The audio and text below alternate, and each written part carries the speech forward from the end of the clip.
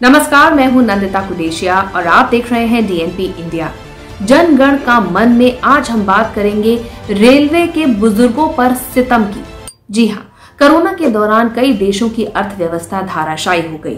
Corona की संक्रमण के चपेट में आकर कई लोगों ने अपनी जान गंवाई, इसमें बुजुर्गों की भी अच्छी खासी संख्या थी। कोरोना के दौरान बुजुर्गों को यानी सीनियर सिटीजन्स को कई तरह की सुविधाएं दी गई हमारे देश में, लेकिन रेलवे का नजरिया कुछ अलग ही था।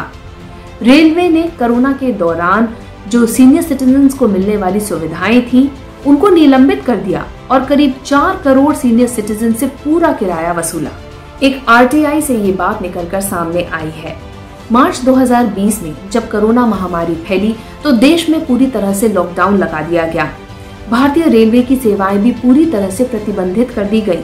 लेकिन जब संक्रमण का असर थोड़ा कम हुआ और रेलवे ट्रेन का परिचालन फिर से शुरू किया गया, तब रेलवे ने सीनियर सिटीजन्स को मिलने वाली छूट को खत्म कर दिया और करीब 4 करोड़ सीनियर सिटीजन से पूरा किराया वसूला है। रेलवे द्वारा वरिष्ठ नागरिकों को दी जाने वाली सुविधाओं की बात करें तो सीनियर सिटीजन्स में महिलाओं को 50% और पुरुषों को किराए में 40% की छूट मिलती है। इसके लिए महिलाओं की मिनिमम एज 58 इयर्स और पुरुषों की 60 इयर्स तय की गई है। ट्रेन का परिचालन फिर से शुरू होने के बाद ट्रेनों में यात्रियों की संख्या तो बढ़ी, लेकिन रेलवे द्वारा दी जाने वाली रियायतों में जो कटौती की गई थी वो अब तक लगातार जारी है। रेलवे द्वारा वरिष्ठ नागरिकों को मिलने वाली छूट को लेकर पिछले 2 दशकों में बहुत सी चर्चा हुई है। कई समितियों ने ये सिफारिश भी की कि इन रियायतों को वापस ले लिया जाए। नतीजा ये हुआ कि जुलाई 2016 से रेलवे ने वरिष्ठ नागरिकों को मिलने वाली जो टिकट पर रियायत है उसको वैकल्पिक कर दिया।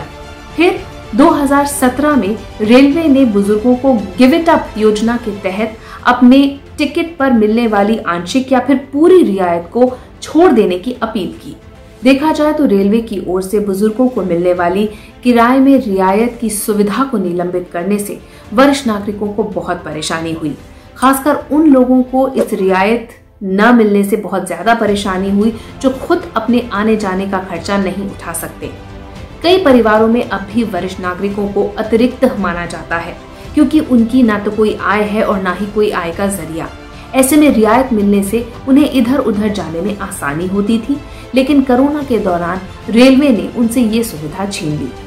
हालांकि पिछले 10 दिनों में रेलवे ने अपनी कई उन सुविधाओं को बहाल किया है जिन्हें कोरोना संकट के दौरान निलंबित कर दिया गया था।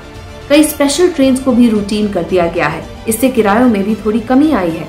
तो अब माना जा रहा है कि हो सकता है रेलवे बुजुर्गों को मिलने वाली किराए में कटौती की सुविधा को भी जल्द ही बहाल कर दे।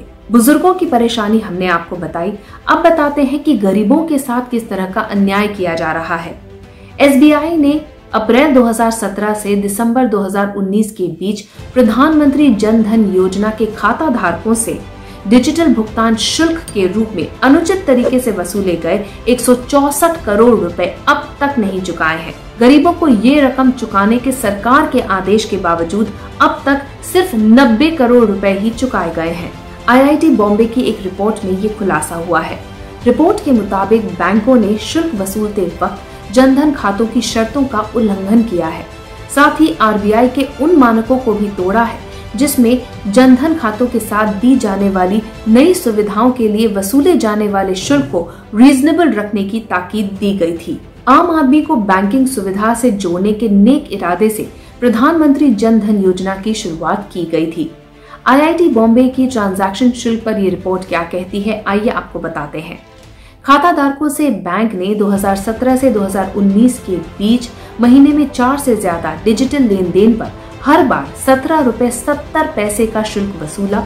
इस दौरान बैंक ने खाता धारकों से 164 करोड़ रुपए कमाए। रिपोर्ट के अनुसार शुरुआत में खाता धारकों को महीने में 4 से ज्यादा डिजिटल ट्रांजैक्शंस करने की अनुमति नहीं थी। इसके बाद नियमों में बदलाव कर एसबीआई ने दूसरे बैंकों के उलट महीने में 4 से ज्यादा ट्रांजैक्शन करने की अनुमति दे दी, लेकिन हर ट्रांजैक्शन पर उसने 17 रुपए 70 पैसे का शुल्क वसूला। यानी हर खाता धारक अगर महीने में 4 ट्रांजैक्शन के बाद अगर 15 रुपए की भी खरीद करता है तो बैंक उससे 17 रुपए 70 पैसे शुल्क के तौर पर वसूल कर रहा था। सरकार ने जब यूपीआई पेमेंट्स को शुल्क मुक्त कर दिया तब पता चला 1 जनवरी 2020 से 6 अप्रैल 2020 और 1 जुलाई 2020 से 14 सितंबर 2020 के बीच भी SBI में 222 करोड़ UPI ट्रांजैक्शन हुए। इनमें से 5.1 करोड़ ट्रांजैक्शन पर प्रति ट्रांजैक्शन 17 रुपए 70 पैसे चार्ज लिया गया। इस तरह बैंक ने इस अवधि में 90 करोड़ रुपए से अधिक काटे। बैंक ने ये पैसा फरवरी-मार्च 2021 में लौटाया, लेकिन इतनी राशि पर खाताधारकों को मिलने वाला करीब 2.1 करोड़ रुपए ब्याज का घाटा हुआ। इतना ही नहीं, बैंक ने 90 करोड़ रुपए निवेश कर करीब 2.6 करोड़ रुपए कमाए भी। रिपोर्ट के मुताबिक इस रकम पर भी जनधन खाता धारकों का ही हक है।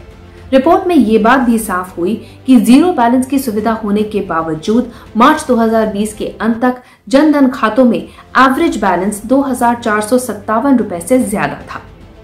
हमारी इस रिपोर्ट के बारे में आपकी क्या राय है, कमेंट सेक्शन में जरूर लिखिएगा। साथ ही अब तक अगर आपने हमारा चैनल सब्सक्राइब नहीं किया तो जल्द ही इसे सब्सक्राइब, लाइक और शेयर कीजिए। नमस्कार।